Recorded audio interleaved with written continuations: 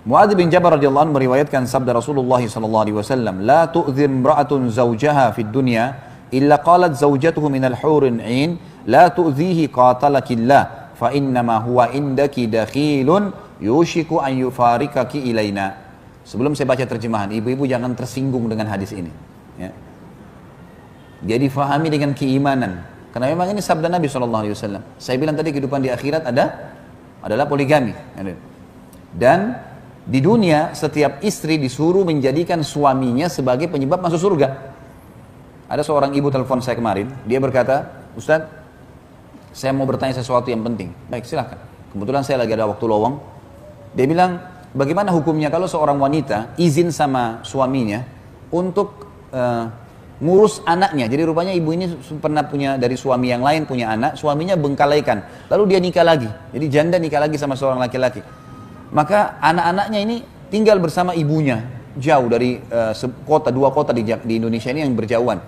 Kemudian dia lihat anaknya ini nggak ada yang urus, tinggal sama ibunya nggak terurus, ayahnya juga nggak peduli. Maka dia pamit sama suaminya minta mau lihat anak-anak itu. Diizinkanlah 2 minggu.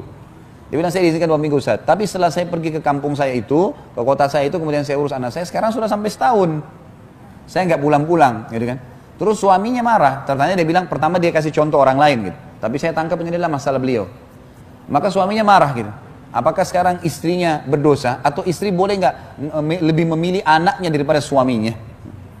Bagaimana jawabannya? Saya bilang yang pertama, kalau ibu yang hadapin masalah ini, maka jawaban saya buat ibu nih. Karena saya tahu ini masalah sebenarnya sedang dihadapin. Dia bilang, iya saya yang hadapin Ustaz. Baik. Kalau ini ibu yang hadapin, sekarang ini, detik ini, setelah tutup telepon dari saya, telepon suaminya minta maaf. Itu dulu pertama. Telepon, minta maaf, kenapa melanggar sampai setahun? 2 minggu, nggak bisa lebih daripada itu.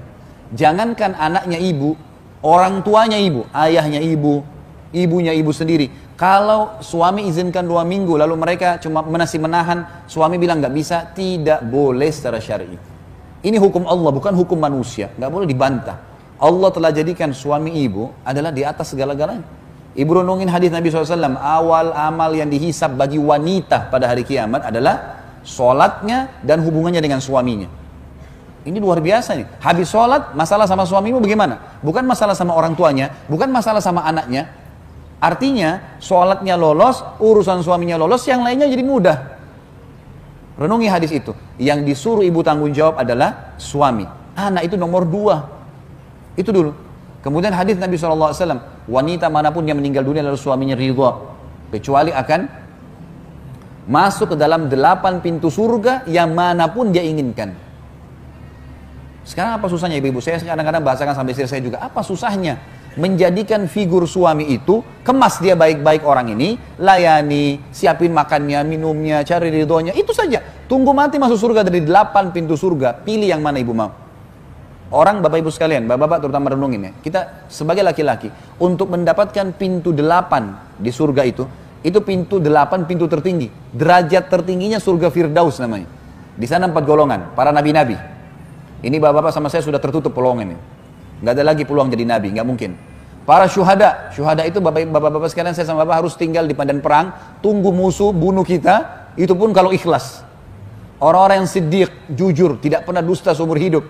Hah? Ada sini yang tidak pernah dusta seumur hidup? Di antara sahabat yang dapat julukan siddiq berapa orang? Yang jelas-jelas Abu Bakar. Yang lain tidak ada julukannya nih. Dan orang saleh setiap hari nangis, ibadah terus sama Allah. Duduk di masjid, baca Al-Quran, tidak ada dosanya. Ibu-ibu hanya mati suaminya ridho. Ridho itu merasa kehilangan. Merasa sedih, istrinya selama ini layani dia. Itu saja. Mati, masuk dari 8 pintu surga, boleh dia pilih pintu mana. Hah? Makanya syaitan selalu menjadikan masalah sama suami nih. Ya. Apa saja dibuat masalah, apa saja marah, apa saja tersinggung, gitu kan? Makanya saya selalu ingatkan istri saya pribadi, saya bilang sama istri saya, hati-hati. Hati-hati syaitan masuk ke pintu-pintu yang kadang-kadang tidak perlu marah, tidak perlu cemburu, tidak perlu iri. Tapi masuk syaitan, karena merusak. Kunci kamu di saya, kalau saya ridho selesai nih. Urusannya semua selesai. Kenapa nggak kemas baik-baik suami menjadi manusia, menjadi penyebab saya masuk surga? Bukan karena dia, tapi karena Allah. Jangan berkeluh kesah terlalu banyak. Kalau suaminya zalim, doakan. Kalau memang dia fasik, buruk, memang boleh. Pindah ke suami yang lain, minta kepada Allah diberikan orang yang saleh. Bisa, supaya kita menghabiskan umur kita pada hal yang positif, gitu kan? Pada hal yang baik, itu yang kita maksudkan. Dan kalau ada dua wanita, ada satu wanita yang menikah dengan dua laki-laki. Misal, ini contoh kasusnya saja, hadis Ummu Salamah radhiyallahu anha. Beliau mengatakan, ya Rasulullah, kalau ada seorang wanita memiliki dua suami, suami yang pertama meninggal, bukan cerai, kita tidak bahas masalah cerai, suami pertama meninggal, kemudian menikah lagi dengan suami yang kedua. Kira-kira di surga nanti bersama dengan yang mana? Sebentar, saya tidak minta jawaban. Saya yang akan memberikan jawaban. Apa kata Nabi SAW? Dia akan bersama dengan yang paling baik akhlaknya dan ilmunya, imannya. Jadi yang dua orang ini bukan yang terakhirnya saja. Ada penjelasan masalah terakhir, tapi riwayat ini lebih kuat. Menjelaskan kalau dua orang ini asal tidak cerai, mati suaminya, dia sudah nikah lagi sama laki-laki lain, maka dia akan ikut dengan yang paling baik akhlaknya. Jadi kalau yang meninggal pertama lebih baik, ya sudah dia ikut dengan yang pertama. Jadi saking besarnya pengaruh suami itu, ya, sampai nggak boleh keluar tanpa izinnya. Dan kalau meninggal dengan dia ridho masuk surga, melayaninya. Apa kata Nabi SAW? Wanita manapun yang menjaga 5 waktu sholatnya, nggak disebutin sholat sunnah. Azan, subuh, duhur, asar, maghrib, isya. Kalau ibu mengerjakan sunnah itu plus, akan ada banyak tambahan. 5 waktu sholat, azan 10 menit. Puasa Ramadan, gak diikuti dengan puasa sunnahnya. Puasa sunnah berarti plus, hanya Ramadan. Dan melayani dan mentaati suaminya pada hal yang ma'ruf, bukan pelanggaran agama. Temani saya, ayo ke ibu yuk, ayo ke ayah yuk, ayo ke sini yuk. Iya. Kecuali pada saat dia meninggal, dia pasti akan masuk surga. Dari 8 pintu surga dia bisa pilih yang mana dia mau masuk. Jadi fadilah yang sangat besar. Lalu untuk apa ibu-ibu membangkang nih? Untuk apa marah hanya karena lupa dibawain bunga kah, pesanan kah? Tidak sempat ditemanin ke acara perkawinan lah. Itu sesuatu yang kecil, urusan dunia. Bagaimana orang ini ridho, Tuhan saya ridho. Seperti kasus orang tua kita. Orang tua kita mau marah-marah, ya, mau dia orangnya buruk akhlaknya, kita sebagai anak harus bagaimana? Bakti. Nggak dibalas keburukan dengan keburukan. Kenapa? Karena Allah yang perintahkan. Jangan balas kebodohan dengan kebodohan. Keterpurukan akhlak dengan keterpurukan ini salah, gitu kan?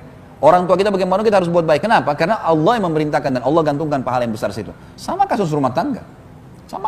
Tentu ini berlaku juga pada suami. Misalnya kata Nabi SAW, janganlah seorang suami yang mukmin, ya, membenci istrinya yang mukminah. Karena kalau dia tidak menyukai satu perilaku, dia masih bisa mendapatkan perilaku yang lain yang baik. Artinya saling toleransi, saling memaafkan. Yang penting pelanggarannya bukan masalah nusyur. Bukan masalah pembangkangan terhadap hukum Allah